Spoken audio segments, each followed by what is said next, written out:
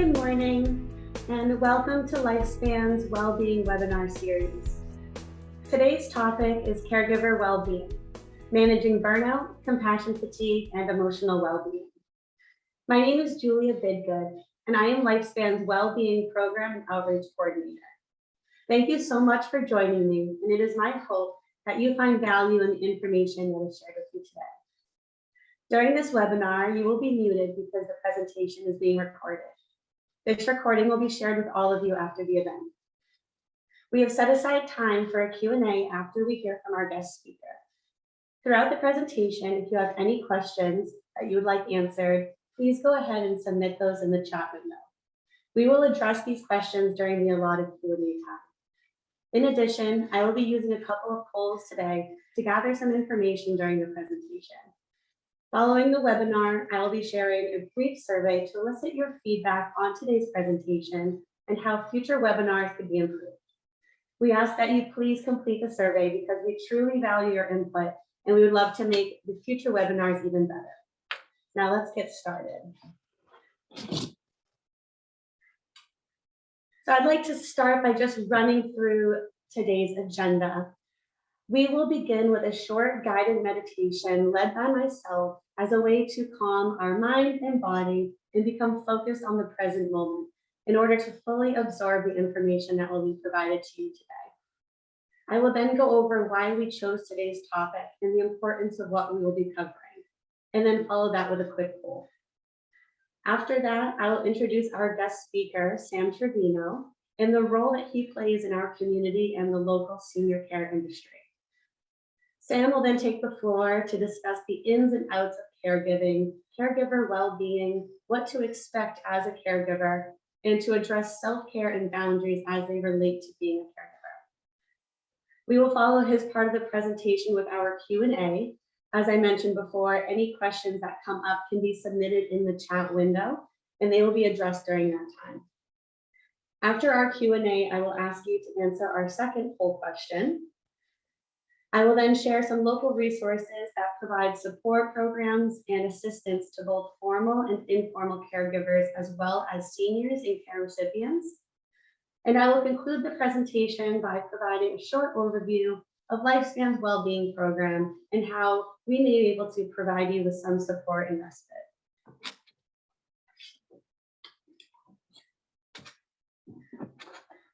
Okay. So for our guided meditation, you can go to the next slide, thank you.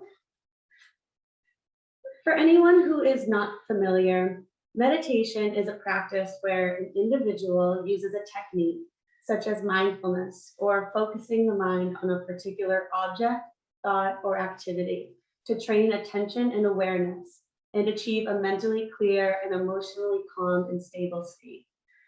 The following meditation that I will guide you through is designed to help recognize and alleviate stress within oneself. I invite you to begin by syncing your breath to the image on the screen. Breathing in during the inhale, holding for a moment at the top, and then breathing out during the exhale. Let us just take a moment to adjust our breath and allow our body and our mind to slow down.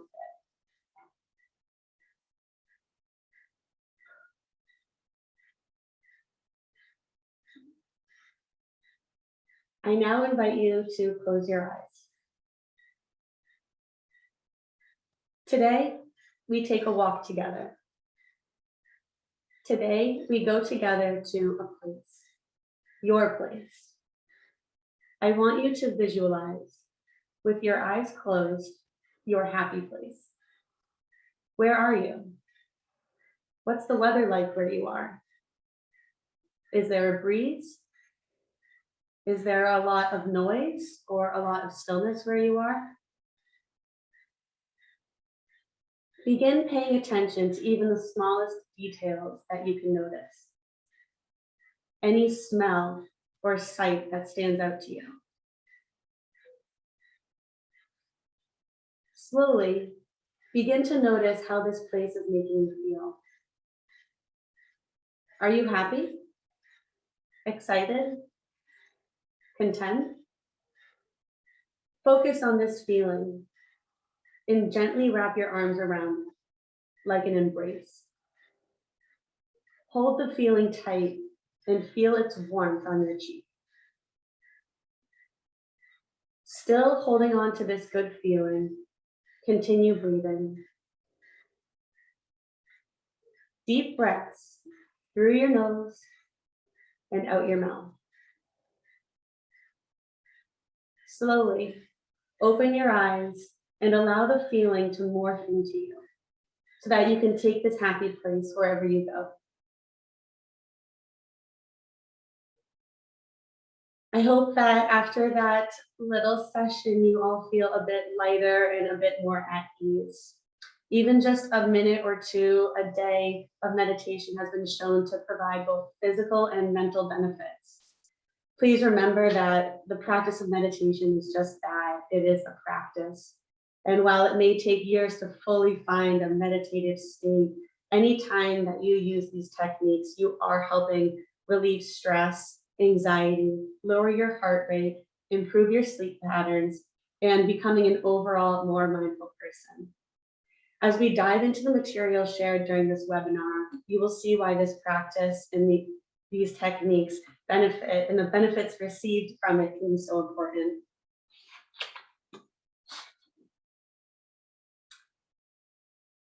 The topic of today's webinar was chosen because November is federally recognized as National Family Caregivers Month. Today, however, we would like to recognize and honor both family caregivers as well as professional caregivers. As we all know, being a caregiver is no easy task, and all of those who provide care, whether formally or informally, deserve to be recognized and celebrated.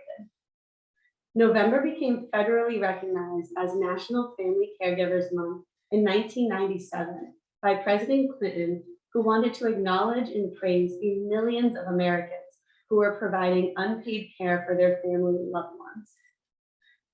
This webinar topic was chosen because we at Lifespan recognize the hard work and sacrifices that are made by caregivers each day in order to care for their clients and loved ones. Currently, we are experiencing a global shortage of workers, which is being described worldwide as the Great Resignation. This issue is especially present in the world of healthcare and caregiving, which creates a huge dilemma for our ever-increasing aging population. It is critical that we, as a society, help and provide resources to our caregivers so that we can retain them in the workplace in a way where they feel supported and appreciated. The first step in doing this is understanding and acknowledging the emotional and physical challenges that caregivers are faced with each and every day. I'd like to share some interesting statistics on caregiver numbers in the US. So 29% of the US population, approximately 65 million Americans, are caregivers in some way. According to the US Department of Labor, over 40 million Americans ages 15 or older provide unpaid care to the elderly alone. As you can see, the number of people that are considered caregivers just in the US alone is huge, which in turn means that there is a huge number of people in our society that are facing the challenges that we are going to address in today's presentation. Whether you are a caregiver yourself or not, it is important that we understand what so many of our peers are going through.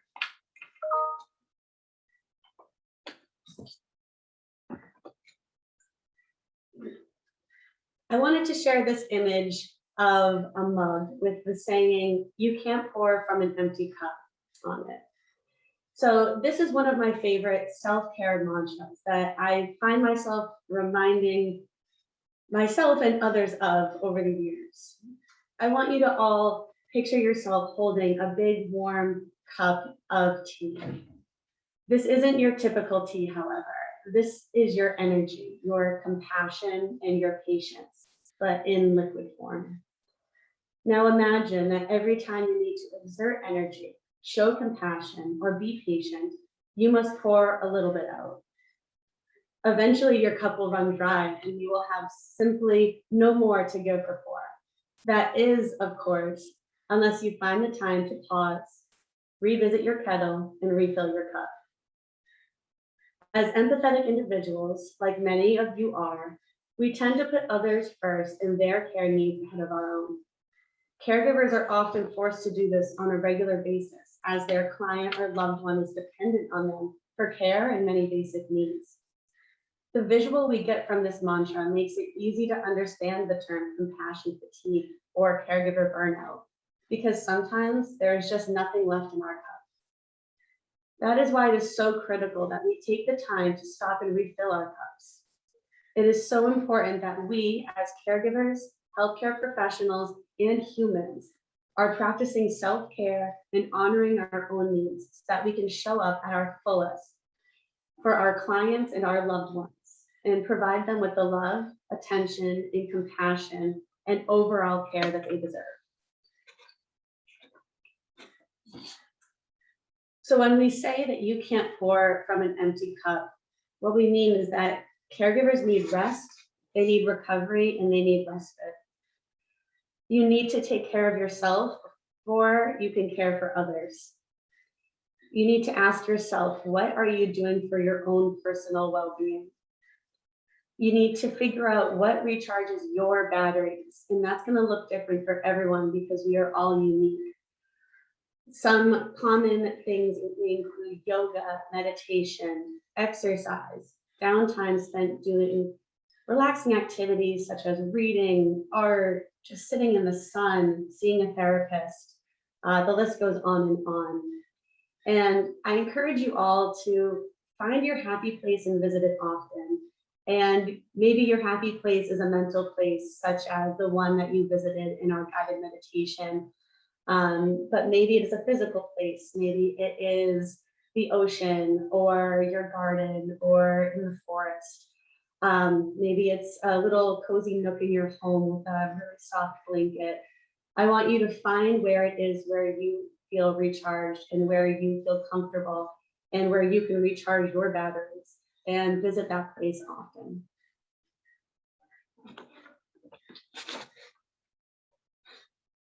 So I'd like to open it up now to our first poll, where I would like to just hear from you all about your place in this world. I'd like to find out if you are a professional or formal caregiver, family informal caregiver, a care recipient, or a healthcare professional. And then also if you have ever or if you are currently experiencing burnout or compassion fatigue.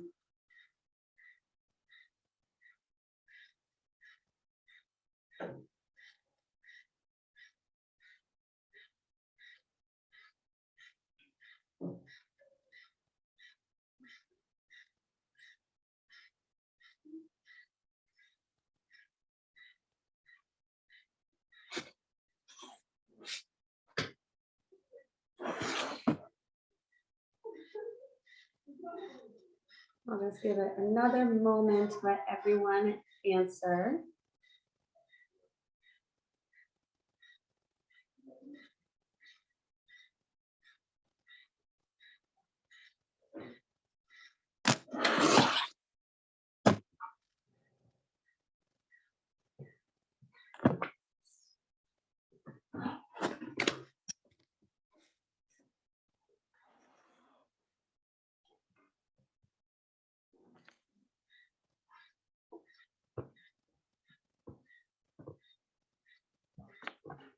Okay.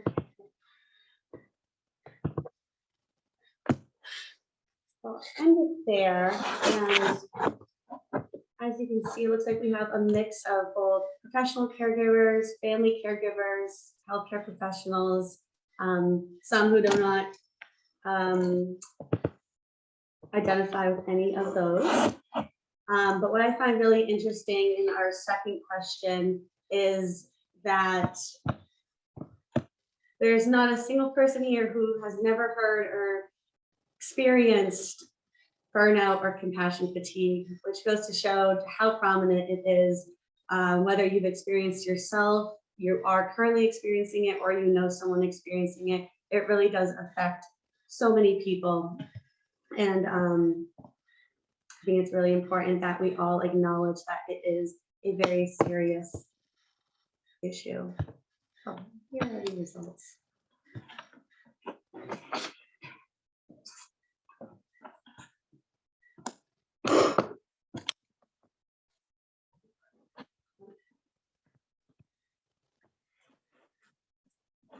I'd now like to take this moment to introduce our guest speaker, Mr. Sam Trevino.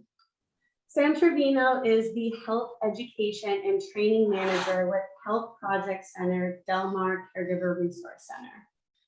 He earned his master's degree in social work from San Jose State University and holds a license as an LCSW. With over 40 years of experience, Sam has established himself as an expert in aging and is a sought-after speaker. Prior to joining Health Project Center, Sam served as the director of the Monterey County Area Agency on Aging. He also served as adjunct lecturer at California State University, Monterey Bay from 2007 to 2019. These days, Sam's greatest satisfaction comes from teaching and mentoring the next generation of leaders, change agents, and advocates. Sam, thank you for joining us today and providing us with your expertise in this topic area. I'd now like to give you the floor and let you begin. Excellent. Thank you so much for that very nice welcome and introduction, Julie. I very much appreciate that. I'm so happy to be with you all today to talk about a very important subject, caregiver well-being. And Julia, you set up this wonderfully. Thank you so much for the start. Perfect. What impressed me about your introduction, Julia, was how often we as caregivers find ourselves feeling stressed, but beyond stressed, and how frequently we find ourselves moving into distress, which can lead to burnout and is related to just how compassionate we are and how our compassion can get the best of us and it can turn into fatigue. So today's topic, caregiver well-being, is so important. Well-being is the road to preventing burnout, to preventing caregiver fatigue, compassion fatigue. I'd like to begin my portion of today's talk just kind of acknowledging in more detail the dynamic of caregiving and who caregivers are. As Julia pointed out, caregivers are both informal and formal. An informal caregiver is someone who's unpaid, is giving of themselves, and they are often family, friend, or relative. A formal caregiver is a paid professional, and that can be a nurse, that can be a home care worker, a certified nurse's assistant. And in general, we use the following definition for a caregiver.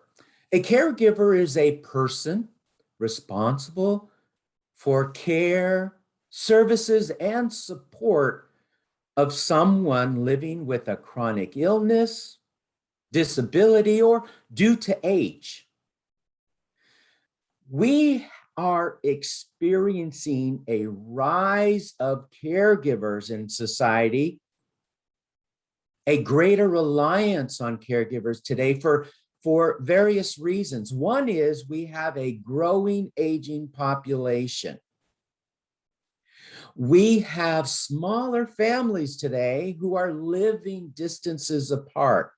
And so those informal, extended family kinship networks that we thrived on in a past era don't really exist any longer. And we have sandwich generation caregivers more than ever today. People working full time, raising minor children, coordinating their school and social activities, as well as caring for a loved one with a chronic illness or disease. A very unique experience that was not experienced in eras before. And thanks to medical technology and science, we are living longer. But there's a catch there. For many of us, we are living longer with chronic illnesses and disabilities that we did not survive before. And so in today's world, we find individuals thriving and alive, but do rely on others for a level of their care due to a chronic illness or disability. Caregivers, for the most part, from where I sit, are unseen. You know, we live in a postmodern world. We are fast-paced, and our relationships seem to be many, but they seem to be surface. I don't get this sense of depth, of meaning, and attachment that I recall when I was a child. Our sense of community today has been eroded, or it has definitely changed. And because of that, we have pockets of individuals in society who are invisible to the mainstream. Caregivers and the individuals who depend on them for care are often unseen, unheard of, and not thought of. And unless you walk in the shoes of a caregiver, it's very difficult to be aware of their existence. And that has to change. November, National Family Caregivers Month, to me, in addition to asking us to pause, to reflect, to thank and appreciate caregivers, is also, for me, a political act, because it is saying to us, I am here, we are here, acknowledge us, and there is work to be done to shore up and to ensure that caregivers are thought of, acknowledged, and taken care of themselves. And that in itself is an act to move us on a social level to community well-being.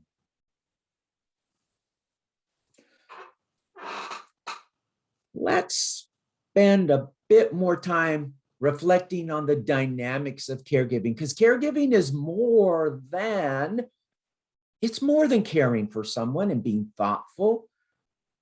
It's more than dropping by now and then for a visit. It's more than running an errand and doing someone a favor, and it's definitely more than tidying up the place. Caregivers give fully of themselves, fully pausing their own needs, pausing their interests, and their aspirations become secondary and they have to be put aside. You know, caregivers are fully consumed with ever-changing health conditions and patient needs. One day into the next is never the same. And you know, we are creatures of habit and routine. Caregivers, well, routine is not something that they can count on. Caregivers are witness to another person's decline.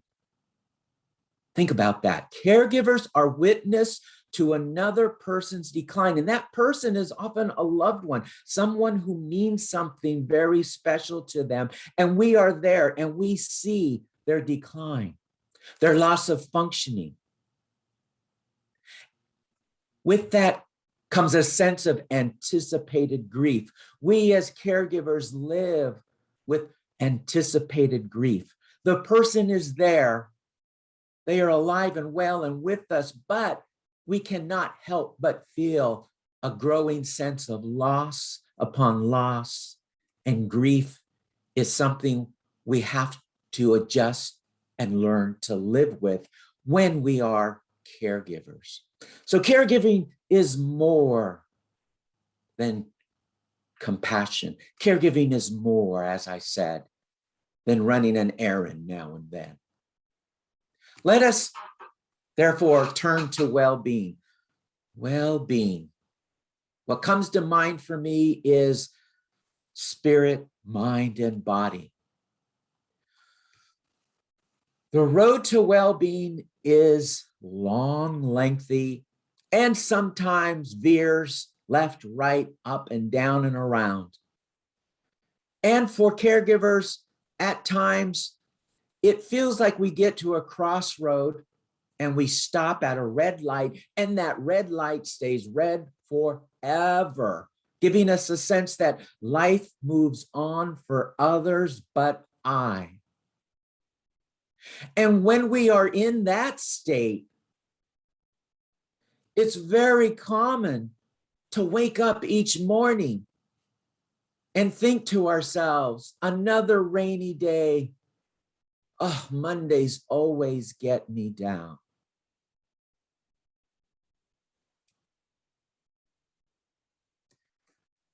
Reclaiming a sense of self, while caregiving is difficult, but really, for me, I want to share with you that that's what the road to well-being is all about.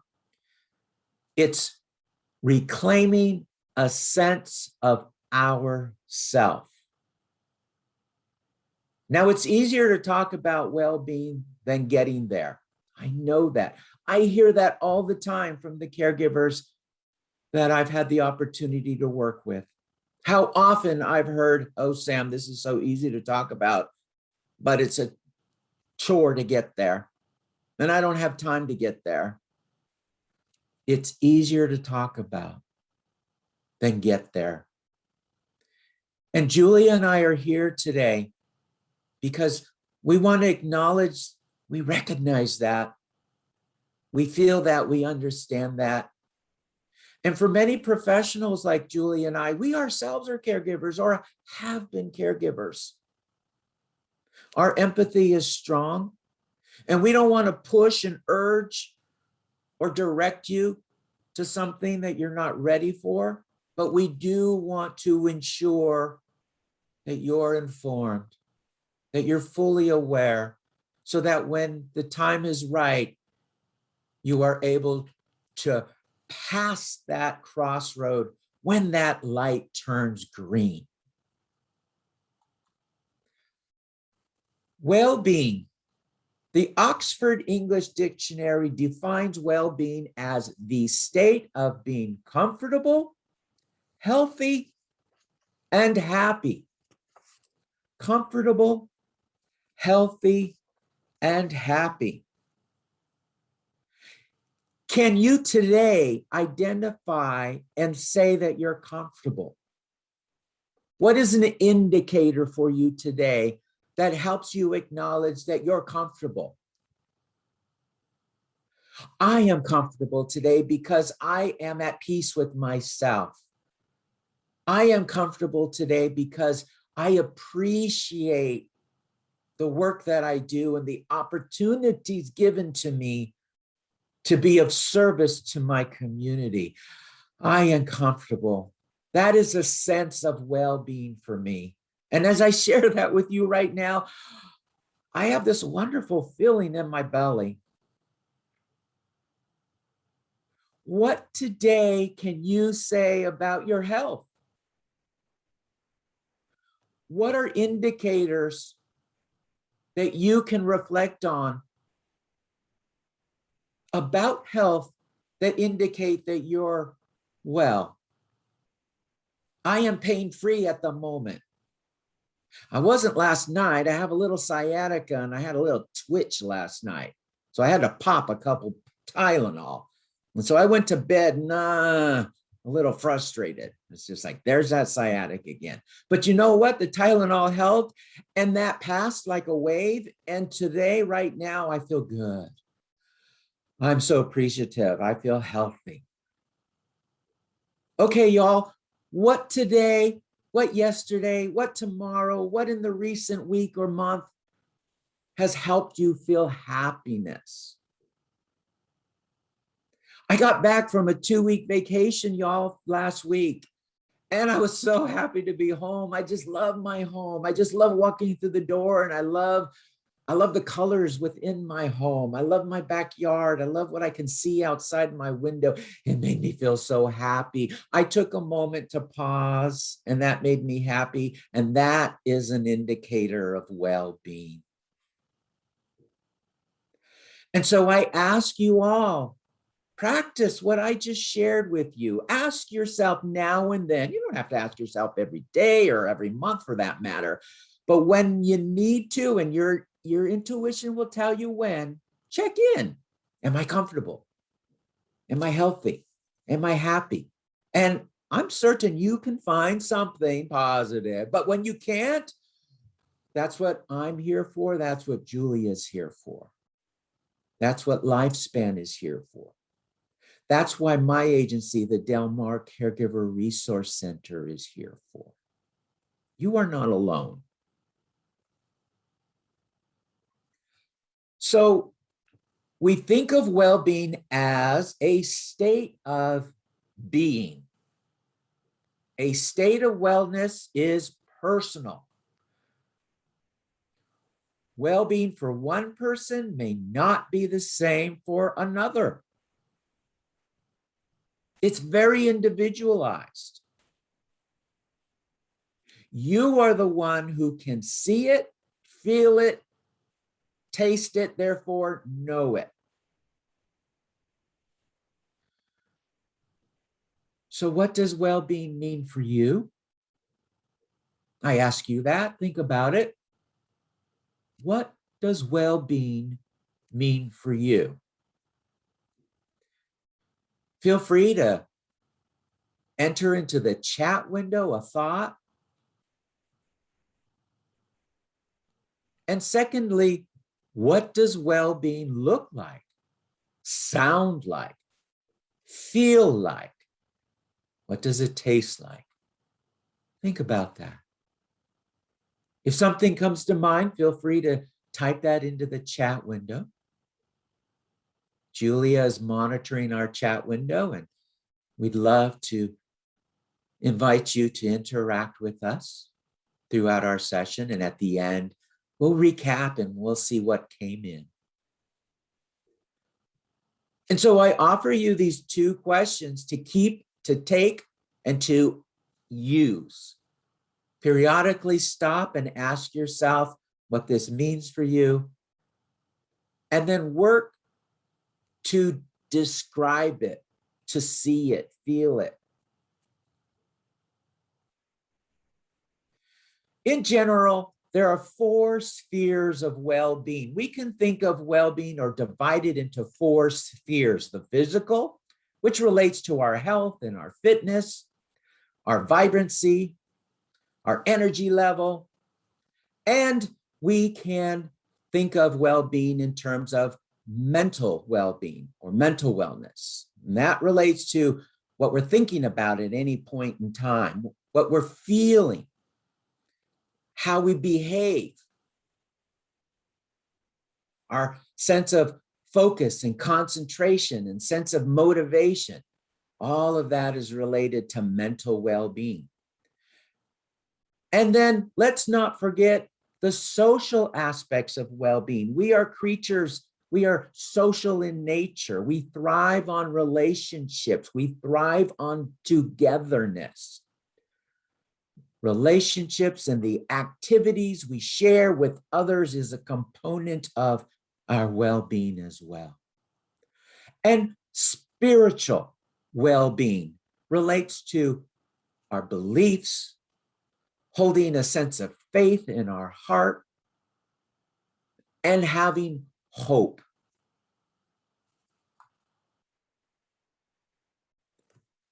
A state of being simply means a frame of mind, a way of thinking, an attitude.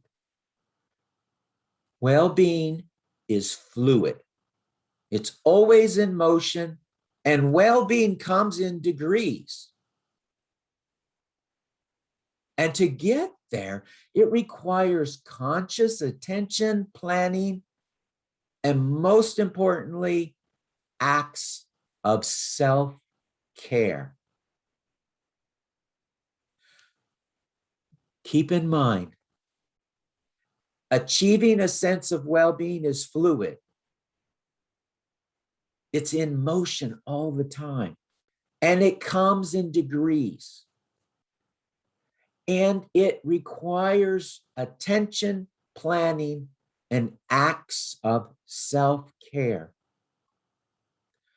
So the objective when we're working on well-being isn't to feel well all the time. That's not the goal. That's not the objective. That's not practical, realistic. But what is practical, what we can do is to find ourselves with the ability to celebrate moments of well-being.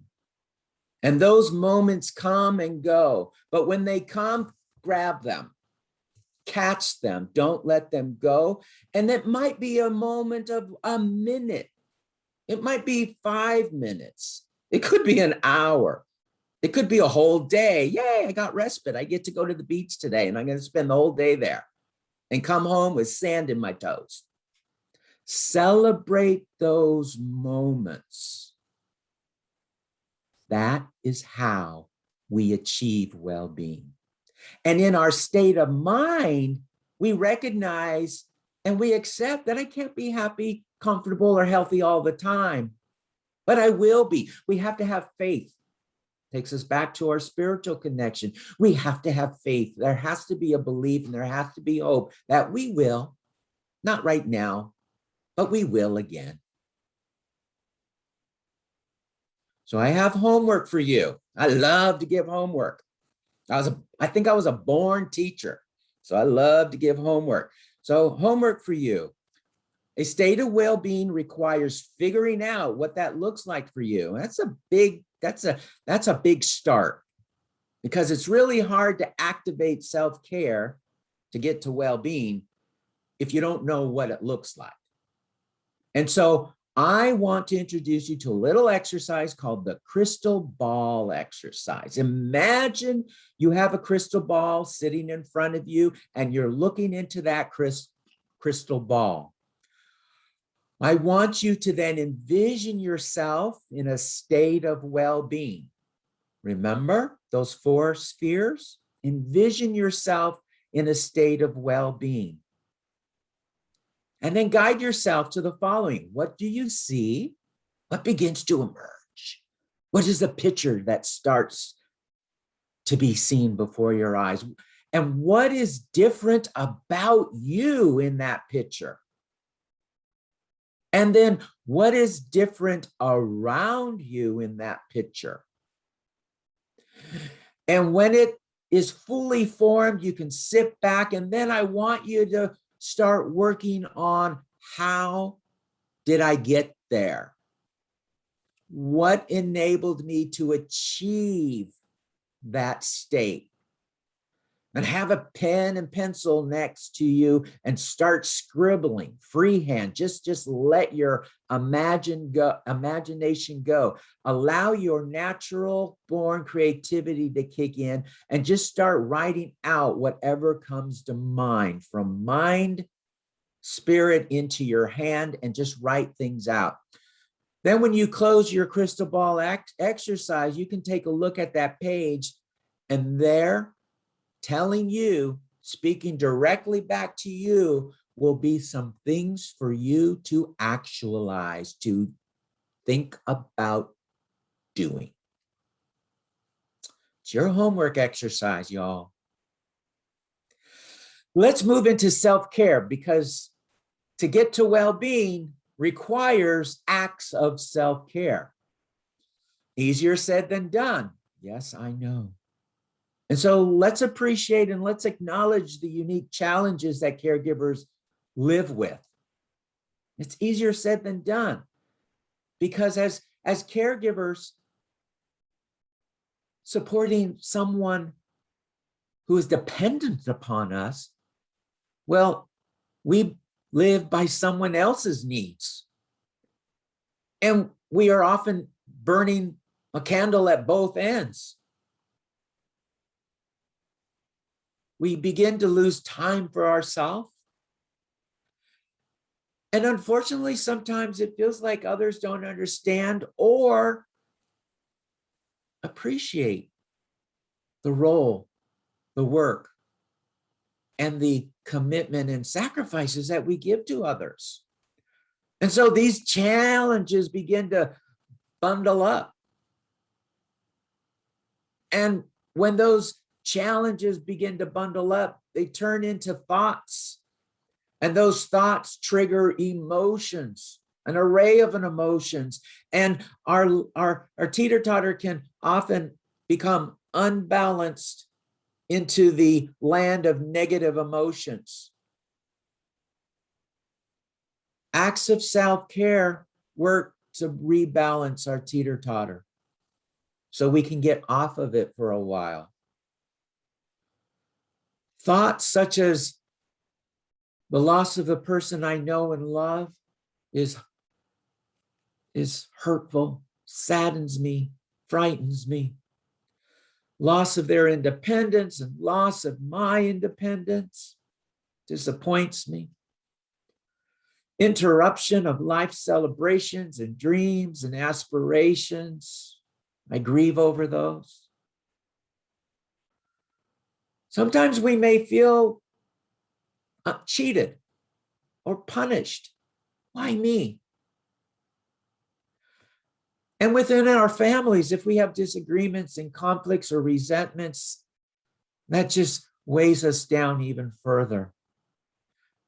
And it creates unconscious barriers to being able to move through the green light at that crossroads into well-being and self-care. Small steps. A colleague of mine, Jay Fields, reminds us to start with small steps and start with self-empathy. Meet yourself with curiosity, warmth, and understanding. Love yourself, embrace yourself as much as you do the persons you're caring for. It begins with small steps. It begins with self-empathy. Here's a little exercise that I learned from Jay, and it's a form of meditation. And it's a tool that I invite you to, again, keep and use periodically to center and balance yourself, to help, as I say, pull yourself out of the noise so that you can find some peace, harmony, and tranquility for a moment in time. And you know, these meditative acts, including the meditation that Julia walked us through, these meditative acts consciously might seem silly or too simple. And we might think to ourselves, yeah, this is really going to help. But practice, practice, practice. And you know what happens? There truly is a body, mind, and spirit connection. What happens when we consistently, that's the key word here, when we consistently practice meditations, we are rewiring our nervous system. Our nervous system begins to shift and alter and strengthen. And there is something organic that is changing in you that is going to help you find well-being. So here's the exercise. Center yourself, sit comfortably, relax, rest your arms. The ABCs of having your own back. The ABCs start with awareness. Simply look around the room and name 3 things that are blue. But you can use any color you'd like. You can change it to green or purple or red or yellow. Spend some time noticing 3 things that are blue.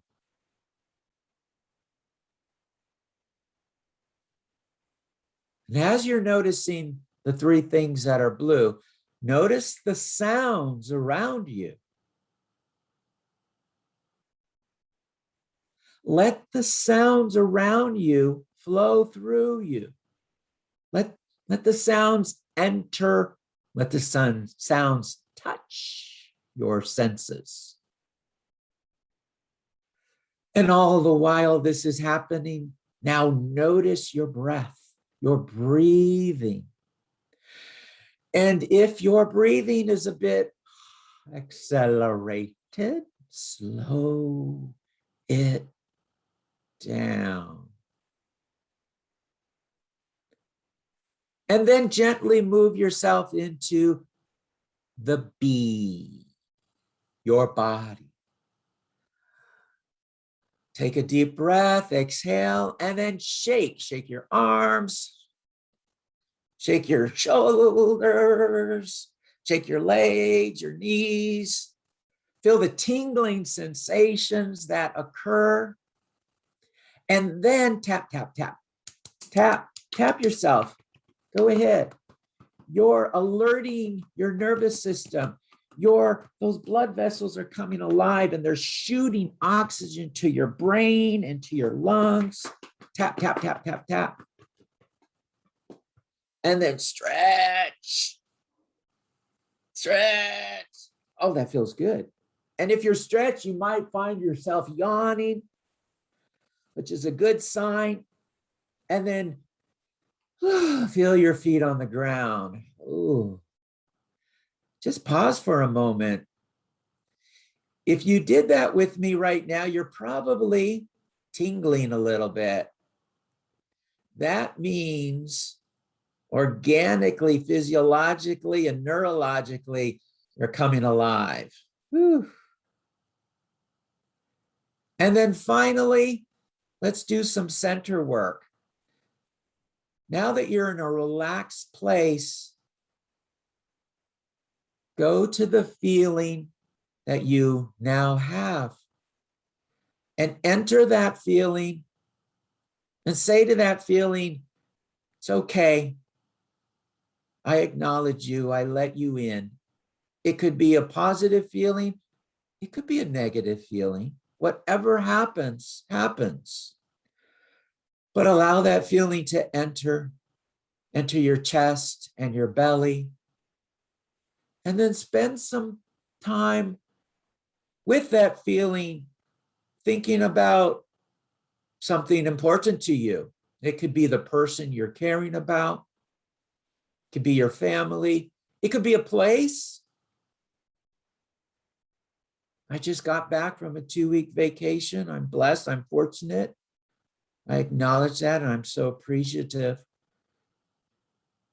And so I like to go back to that place in my mind and in my spirit and body because it's a happy place. Or you can think about a thing, a favorite cup.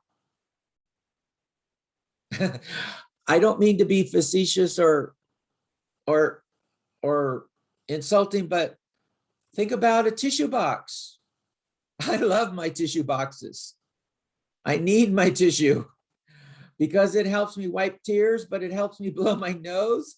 And you know what? I make sure I spend some good money on some good tissue because I like the way it feels. Oh, Sam, how silly you are. Yeah, I could be silly, but you know what? It does me good. And it's my well-being. And remember what I said, it's personalized, it's individualized. What do they say? What's the saying? Whatever floats your boat, right? That's what well-being's all about. Whatever floats our boat.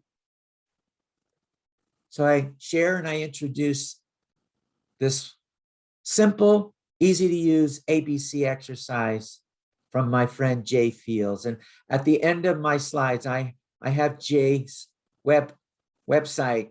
You may like to visit her website. She is a teacher, an educator, a public speaker, and a life coach.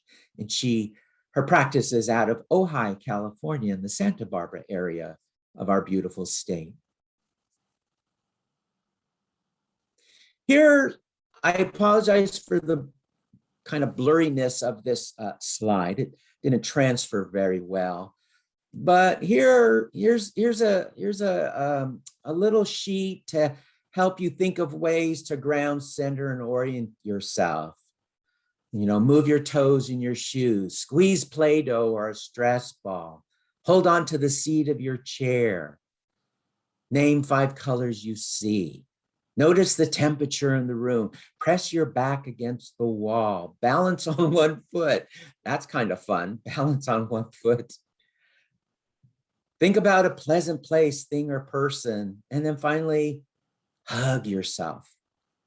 So I share this with you to help you think about tangible ways that you can go about grounding, centering, and orienting yourself.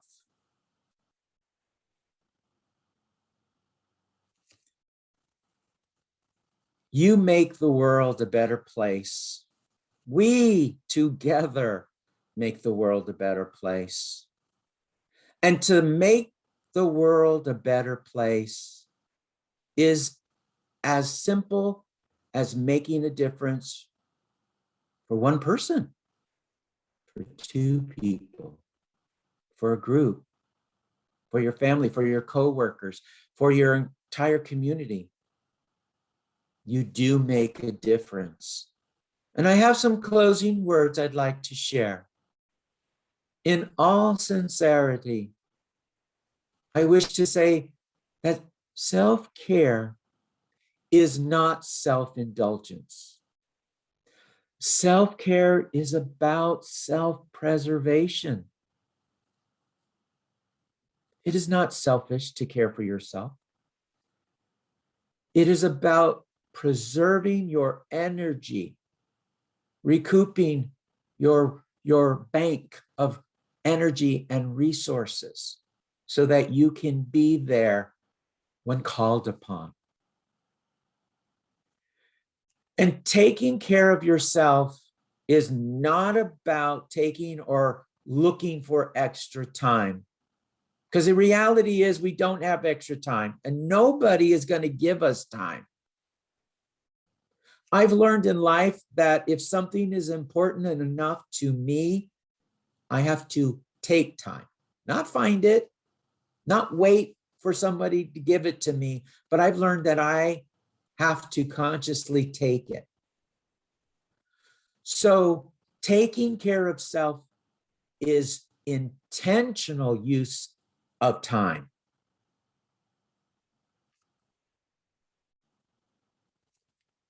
I'd like to leave you all with a request to join me. And together, when we do this, let's think about one another. Let's remind ourselves of the moment we shared this morning. And together, moving forward, let's look at the stars and let's leave everything earthly behind as we're looking at the stars.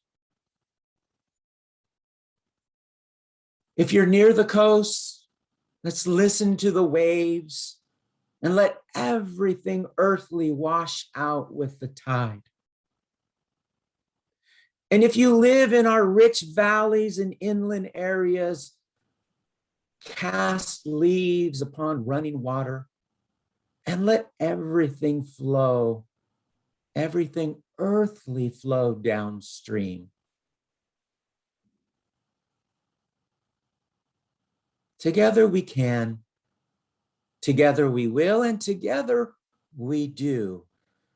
And in my agency at Del Mar Caregiver Resource Center, we have a saying and a belief that no caregiver should be alone. I want to thank Lifespan. I want to thank you, Julia, and my friends and colleagues at Lifespan for this generous opportunity and invitation to join you today and to talk on well-being, a very important subject. I'd like to welcome you all to visit my agency's website at delmarcaregiver.org. we offer as well caregiver educational webinars such as this one. You can go to our website to learn, to see what is scheduled and coming up. And if you'd like to follow us on social media, please join us at our Instagram account and our Facebook account. Del Mar Caregiver Resource Center is a specialized program. We are dedicated and we exist for the very purpose of providing services and supports to family informal caregivers of persons living with a progressive neurological disorder that began after the age of 18. And so those are individuals living with Alzheimer's disease, other dementias, as well as Parkinson's disease, traumatic brain injury, MS, ALS, those kinds of conditions. If you or you know someone who can benefit from our services, please give us a call. We'd love to talk with you. We have family consultants, professionals ready and able to meet your needs. And with that, Julia, maybe we can open it up to some Q&A. Yes, absolutely. Thank you, Sam, so much for that wonderful presentation. I loved that exercise where you had us assess our current level of comfortability, health, and happiness. And I made notes of that because I want to incorporate that to my daily routine. Yes, as a way to definitely. just check in with myself. And Yes. as you mentioned, well-being requires a conscious attention, planning, and acts of self-care. And so, like we mentioned with meditation, it's a practice. It's something that you don't just get and keep forever. You need to work on it and keep assessing and you know, checking in with yourself about your own well-being. So yeah, I'll open up the Q&A function, and please feel free, everyone, if there's anything you'd like answered or discussed, go ahead and put that in there. All anything submitted will be anonymous, so don't be shy if you have any questions. There's no bad questions. We'd like to hear it all. And I'll point out that during your presentation, we did have a couple comments come in when you asked, what does well-being mean to you? What does it look like or feel like to you? Someone said the word energized, which I totally agree with. I know that that's an easy way for me to kind of gauge my personal well-being is my energy levels. And I'm sure you can agree, Sam. That's usually a quick indicator. You wake up and your energy levels, if it's not there, you know you need to do some checking in. And someone else said a sense of peace and calm, which absolutely. Yes, most definitely. And then another person chimed in during the ABCs exercise and said that they do that and it really helps and that everyone can try it. So I love that. Excellent. Vouching for you, being like, yep, it's absolutely, it works. Excellent, excellent. You know, that exercise and the meditation that you walked us through, Julia, I'm a real proponent and advocate of those exercises because it works, it beats going to the doctor for a prescription of something. Mm-hmm. So if you can avoid going to the doctor for a prescription, if you practice these meditations, it may enable you to, you know, not have to rely on pharmaceuticals so much. Absolutely. Yeah. You don't need to make an appointment or anything. You can just do it in your own home, do it in the car, do it wherever you are. Yep. Okay. So we had someone write in, they think this for advice and encouragement. So often family caregivers are reluctant to ask family or close friends for assistance or respite. Can you offer some techniques and suggestions for approaching this as a means to support oneself as a caregiver? Well, you are going to get a copy of these slides, and these slides that Julia and I will be sharing with you, they're intentional. And if you revisit these slides and you spend some time reflecting on them and reading them over a couple times, the slides will indicate to you tangibly what you can do, how you can begin the road to well-being. And so I encourage you to do some homework and use our slides as reference material to help you answer that question for yourself, because it has to be answered by yourself. Julia and I are here to coach and prompt and guide. Well-being for one person means something different for another. And so do your homework. Believe. Yes, absolutely. And I'd say, taking what you learned from this webinar and sharing that with your family or close friends, and sharing how the caregiving can affect us all, and that might kind of open up the conversation to getting some assistance and respite from them. If a lot of people may be not aware of how much of a toll your duties may be taking on you. And so I think just opening up that conversation is a great way to start. Another person during that asked if the presentation slides will be available to view later, and yes, they will be. You will be getting a recording of this presentation sent to you, so keep an eye out for that. And then another question, as we see a shortage of caregivers and a great need for them, some people may be turned off by the fear or anxiety of future burnout. Do you have any suggestions for those who would like to enter the field of caregiving to prevent burnout and rather find it a rewarding and fulfilling career? Most definitely. And so whoever those individuals seek out for advice, guidance, direction, information, we want to ensure that whoever they're turning to or whoever we refer them to, we want to be confident that that person will be able to have an honest conversation about the joys, the benefits, but also the sacrifices and challenges that come with caregiving, come with becoming a professional caregiver. And so we want then to be able to spend time with that person and asking them to reflect then on what they heard and what they've learned and what that means to them. And then we want to prompt them and we want to guide them to do some homework. What can you, will you, how will you prepare for those moments when caregiving is a challenge, when caregiving may feel like a burden? It's all about planning and preparation, and it's all about gathering your troops. It's about gathering those trusted confidants that you can turn to think through, talk through, experience with the dynamic of being a caregiver. And it's lifelong and it's ongoing. There's not a beginning, a middle, or end. It begins and it never ends until you retire, if you ever retire. Yeah, absolutely. And I think,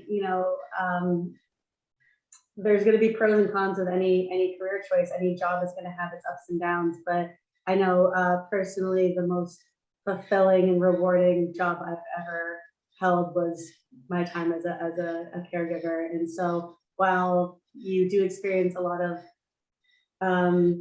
these issues, burnout, compassion fatigue, if you are mindful that these are issues that could become present, it's easier to prevent them or to kind of overcome them if you're aware of them from the get-go. Julia, I see that there's a question that came in that's important, I think, that we acknowledge. And the question is, when do I realistically have time for self-care? Yeah, that's what comes to mind when we are thinking about self-care, or when someone is telling us about self-care. That comes to mind. When do I realistically have time? Well, you don't realistically have time. There is no extra time. Nobody's going to give you time. It's intentional use of the time that you have. And taking care of yourself does not have to be a lot of physical work. It doesn't have to take a lot of preparation. If you're cooking for someone in the kitchen, you can take yourself while you're cooking into a meditative ABC exercise. If you're sitting with someone and watching television, you can take yourself through an ABC exercise. If you're out on a walk with someone who you are caring for, you can take yourself in the moment through the ABC exercise. And so taking time is using time that you have, and self-care can be integrated with things that you're already doing. And so as caregivers, you all multitask. And so you don't have to stop one thing to do another. And so find opportunities to blend self-care into what you are already doing. Absolutely. I think that's a great way to go about it. How can you work it into your day-to-day life? And even if it's just a moment here and there, every little bit helps. So I think that's the end of our questions. Just double checking, make sure I didn't miss anyone. And that is it. I think we'll move on to our second poll. So I wanted to get your feedback about what topic would you guys like to see us cover in future webinars, as the people who are here viewing our webinars and attending them. What can we present that would answer your questions? Lifespan, we want to be great community resources for you all, and we want to be providing the information that you guys want to hear. So please open up the poll.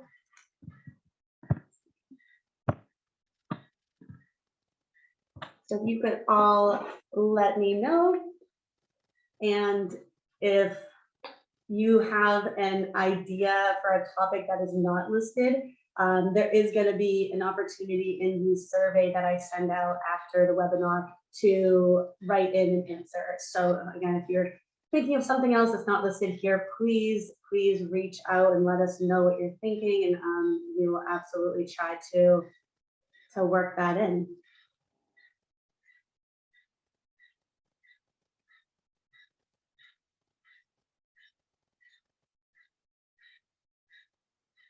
Perfect. It's like just about everyone has voted.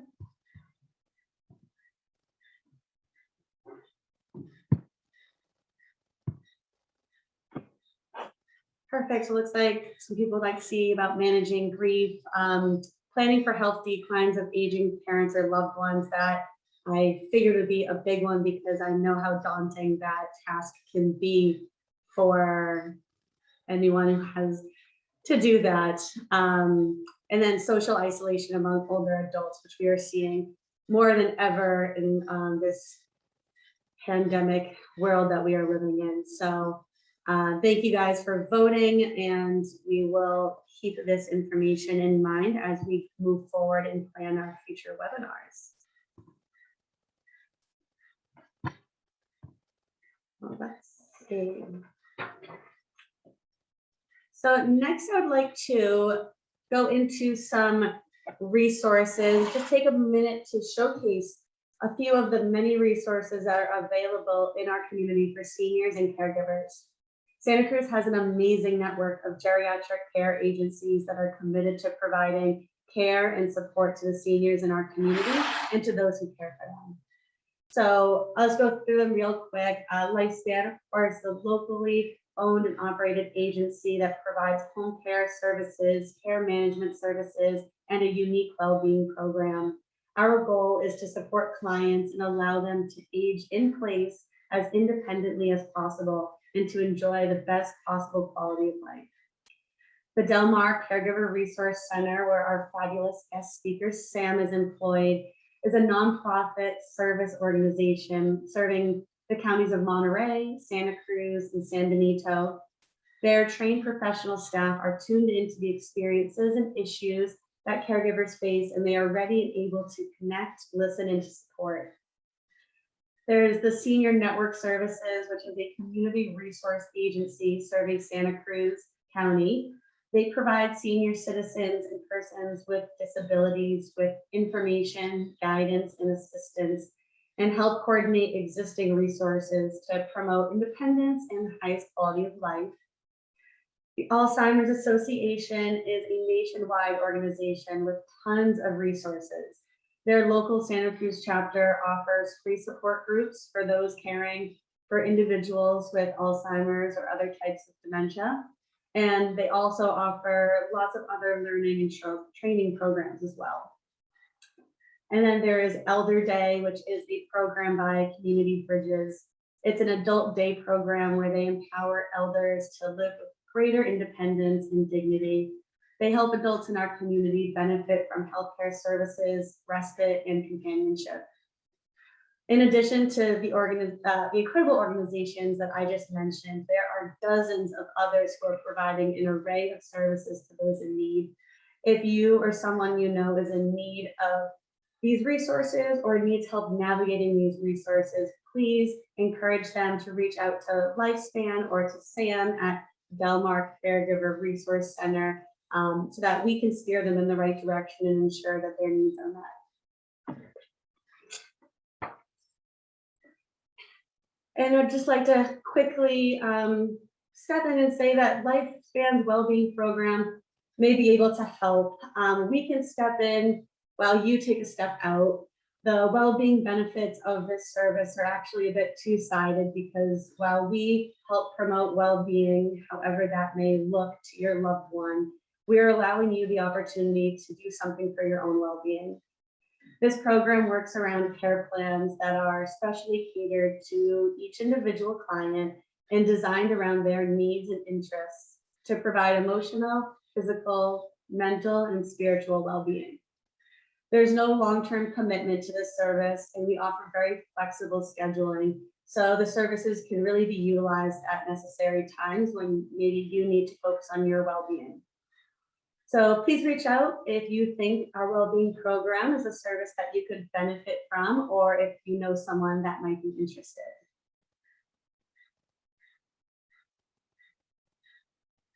And that concludes the end of our webinar.